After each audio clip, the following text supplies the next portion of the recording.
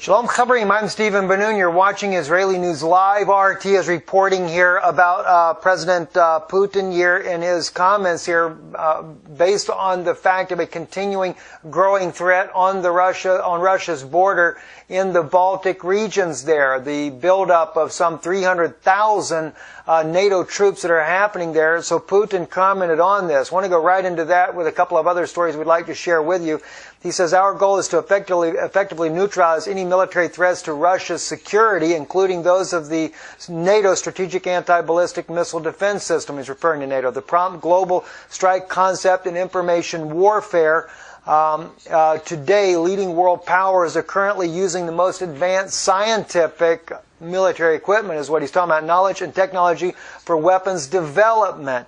And I might mention here, when he mentions right there about the weapon development, Russia is working on what they call has a much bigger nuclear weapon.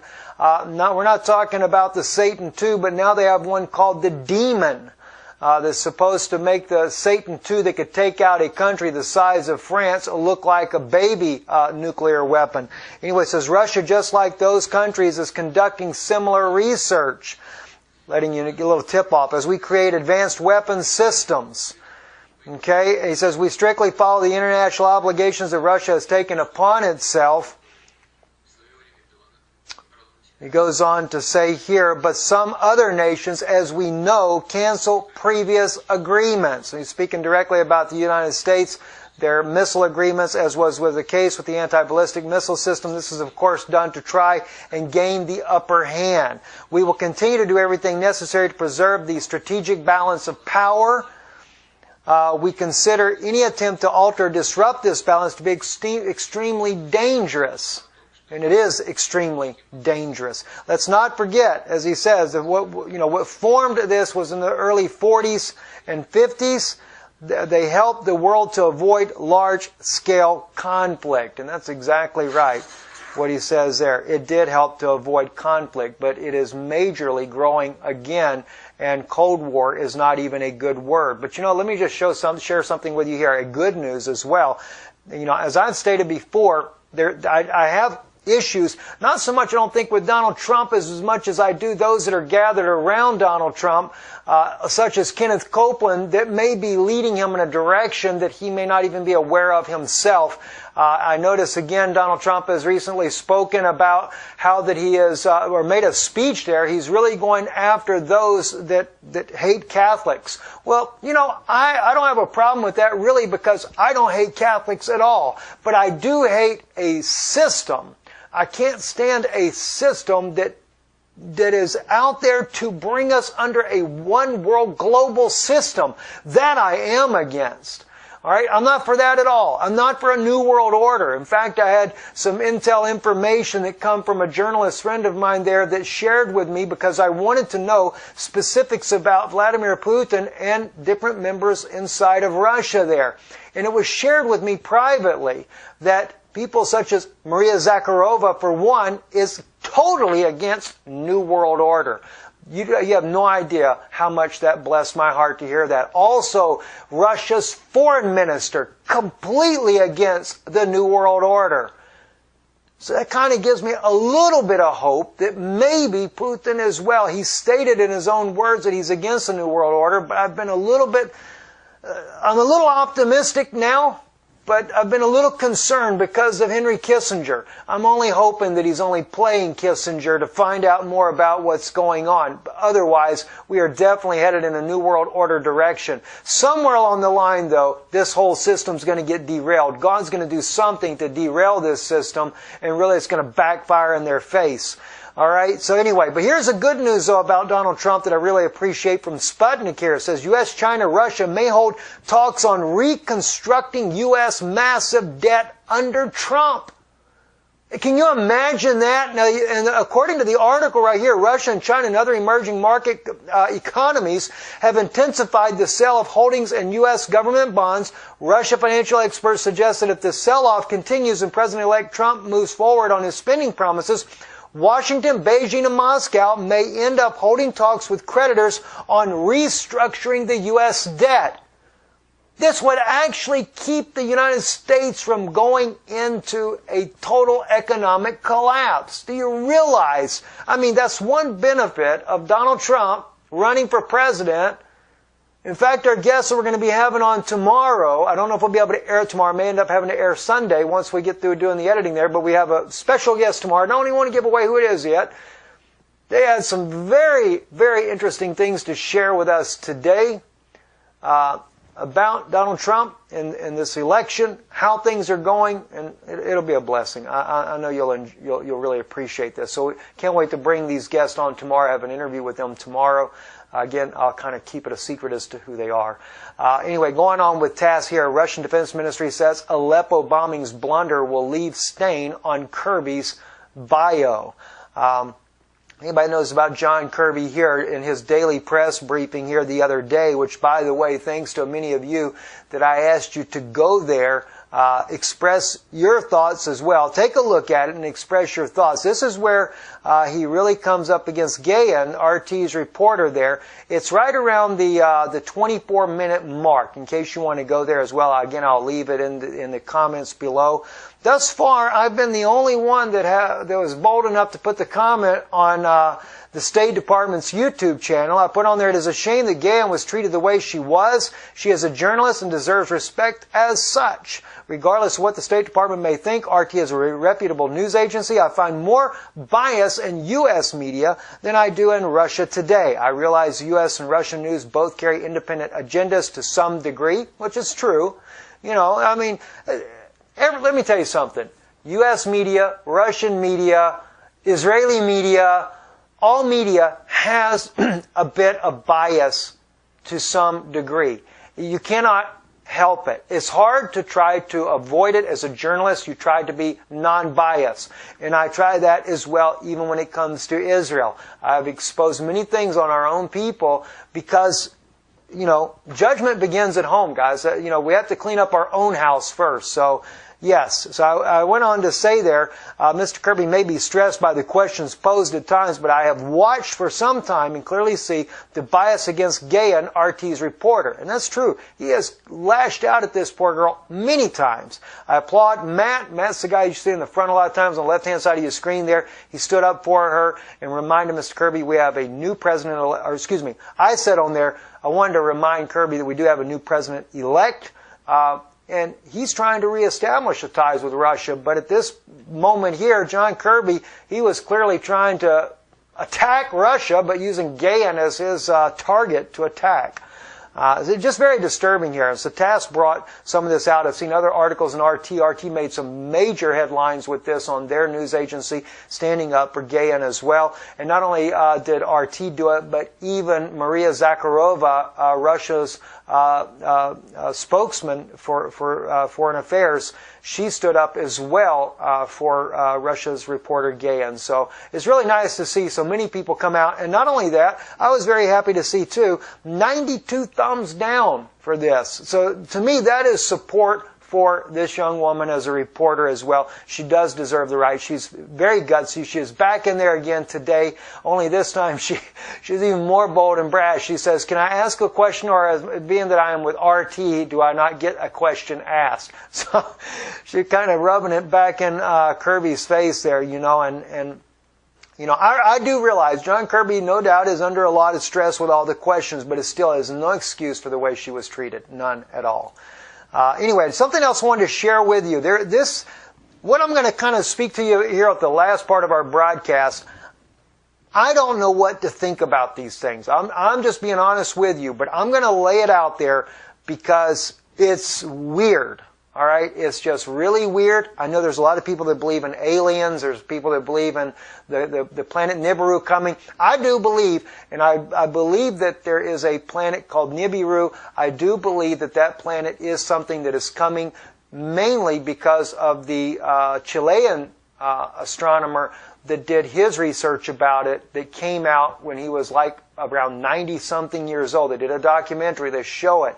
The man was extremely brilliant scientist, and he revealed about this planet. He speaks about its elliptical orbit, etc. He calls it a comet planet. And so I believe there's some truth to the planet actually coming. And before I really get into this, let me just say another reason why I'm kind of looking at this. Those of you that remember, and this is not on that particular article here, but Vatican holds conference on extraterrestrial life, something back from December of 2015. We know the Pope of Rome, Time magazine covered it in an article, that the Pope of Rome said that he would baptize aliens. Now, this is supposed to be a prominent world figure, world religious figure. You know, even if we don't agree with the Catholic Church's doctrine, he's still a world political figure and religious figure. So for him to just come out and say, I think Time magazine said he would be willing to baptize Martians, and other articles they said they call it aliens. They developed the Lucifer telescope, which is a pretty demonic way to call it. There's all kinds of things out there. And then if you take into consideration that the book of Enoch, which is part of the Ethiopic gospel, it was part of the Qumran scrolls, so it is a legitimate biblical book that speaks about the Anunnaki, these, as some people would call them, fallen angels, which are demonic beings, spirits, whatever you want to call them. There's something out there. Let me put it that way. There's something out there. And of course, there's a lot of people that believe that they're actually here on this earth. Now, I reached out to Brother Gary Lowry today, and Brother Gary may have already responded to me. I don't know. Brother Gary Lowry, those of you that want to check out his channel, just look up his name on YouTube there. He's a very good friend. I've known Gary for many years, and he's told me about experiences that he has had. And one of the things that he told me that I thought was interesting was he spoke about actually being taken captive by aliens. And I know some people might think that's far-fetched. And, you know, I will listen to someone's story. I don't say that I agree or disagree. I'll listen, though. But one thing that struck me was he said that they kept trying to tell him that they were brothers to us and that they were sorry for what they had done. That kind of made me think of Pope Francis talking about, oh, he would baptize aliens, you know, and stuff like that. Okay, so I'm not here to take one side or the other. I'm just simply saying I wanted to share something with you because it seemed rather odd to me. Now, this here says, Russia orders Obama, tell the world about aliens or we will. All right? A stunning Ministry of Foreign Affairs, MFA, report on Prime Minister Medvedev's agenda at the World Economic Forum, WEF, this week states that Russia will warn President Obama that the time has come for the world to know the truth about aliens, and if the United States won't participate in the announcement, the Kremlin will do so on its own. Now I'm going to show you. I'll have these links inside of our news. You can go and read this for yourself, the article. I'm going to play something for you. This is a clip right here of a journalist interviewing Medvedev. Now, Western media, because he's going to mention Men in Black documentary, and they say, well, he was talking about the Men in Black movie and this was all just a joke. And they're taking that because the reporter is laughing. I think she's laughing because she doesn't believe it's true. He's not laughing at all. And Yana said right here, a little earlier this afternoon, I told her, I said, look, this is what the subtitles are saying. I need you just to sit down and look at this and see what this man is saying. And Yana said the subtitles are accurate. He says what he says in this. He's not referring to some Men in Black movie that we have in America. And I'll show you in just a moment, there is a Men in Black documentary that was done in Russia that speaks about alien beings. Now, watch what he says, though. I will read to you the subtitles as we go. It says, the report is provided by the special service which handles the control of the aliens in our country. Wait a minute. He says, the reporter asked, Mr. Prime Minister, you know everything. Aliens visited Earth? She asked him.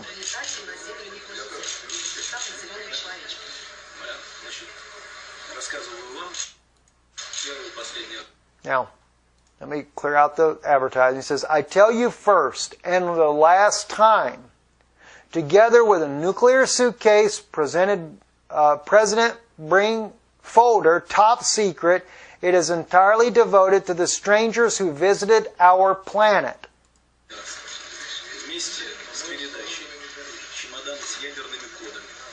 You notice, I don't know how well you guys can see this, and let me get this as big as I can for you guys.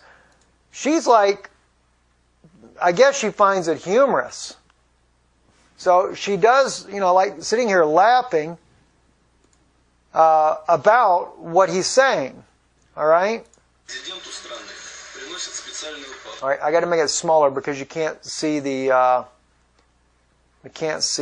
text of this. I apologize. All right, here we go. All right, so let's continue on. It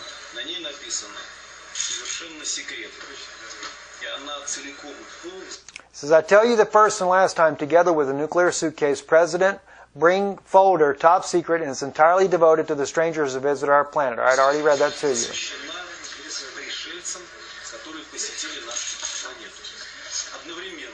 Now see, she's laughing the entire time, thinking it's funny. The report is provided by the special service which handles the control of aliens in our country.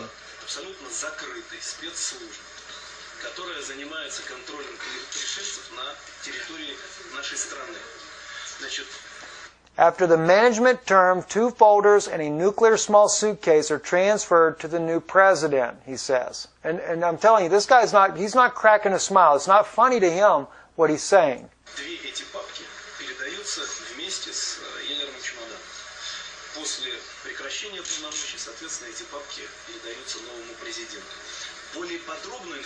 He says, you can receive more detailed information having watched the Chronicle documentary film of the same name, Men in Black.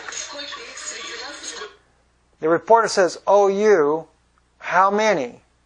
She's talking about how many aliens are here is what she's asking. Now, he says in conclusion here, and again, she's laughing about it, but he's not broke a smile yet about this at all. It's not a joke to him. How many of them among us, I can tell you, I can't tell you because the panic will begin. And she just thinks it's funny. Okay? To her, it was just hysterical. Now, he refers to this video here called Men in Black. It is a documentary. It does have the subtitles in the documentary here of what they're saying in there. Now the thing is it starts off by a very odd story in the beginning about a little boy that had some very unusual gifts there, but then it goes into the different things about UFOs that they've had inside of Russia. So you get this documentary here about the Men in Black, and as I said, it'll go on. I actually watched it. The thing I don't like, though, is that there's sometimes that they're not giving you the subtitles of what they're completely saying. You really want to know. So, with Yana, I can sit down and she's able to translate and tell me what the rest of it means. I know some of you guys will be frustrated, probably like me as well. But what really gets me, though, is that Medvedev is talking about this. They're doing this article that's saying that he's going to tell Obama either come clean with it or else.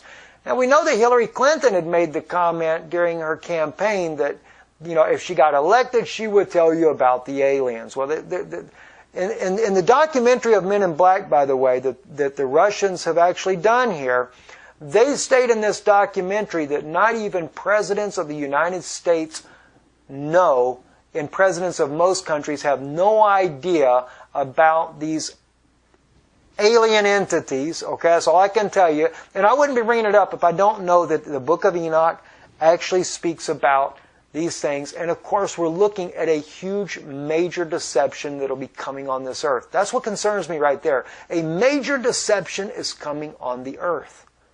All right, so this is what's got me bothered as well. So is there some possibility of truth to it? I don't know. I know there's other reports going on right now. I've seen several of them I've seen them on YouTube. I've seen it on Before It's News. They were saying that when John Kerry went down to the Antarctica, I know some people were saying he went there in order to be able to see Nibiru, that it can be seen from there. I've seen those type statements, and maybe this is very true. I believe there's a good possibility that that's so. All right, but in several articles that I've seen online, and you can just Google it and see for yourself, they are stating that Kerry, when he went to Antarctica, that he went to meet with the guardians, as they call them, or the watchers. Now that's what is called inside of the book of Enoch. They're spoken about the Watchers. These are just demonic spirits. And they're claiming that there is a group there in Antarctica and that Kerry went down trying to get reversed Donald Trump becoming president so that they could bring in Hillary Clinton instead. Now, that may sound...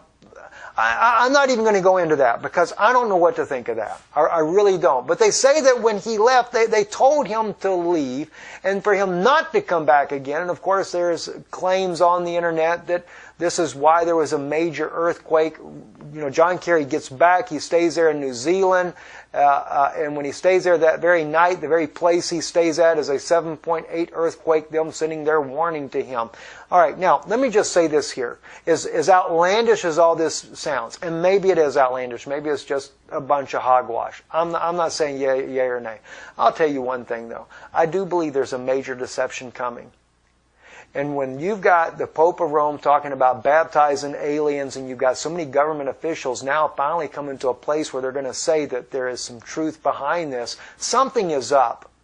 Something is majorly up. And maybe it has to do with CERN. Maybe it has to do with bringing some kind of demonic beings from another dimension. I don't know necessarily the answer to all of this, but I am going to tell you one thing. I think people need to be on guard. They had this thing over in Israel not long ago, like a cloud that circled, that was over near what they call Mocha, the soccer field area there, and it was trumpets sounding and stuff. I believe that this is a deceptive things that are happening, and I think that people need to be on guard because that's just what Satan said he would do. He said he wanted to be like God, said he would sit in the temple of God and worship as if he were God. And you know what? Let me tell you something.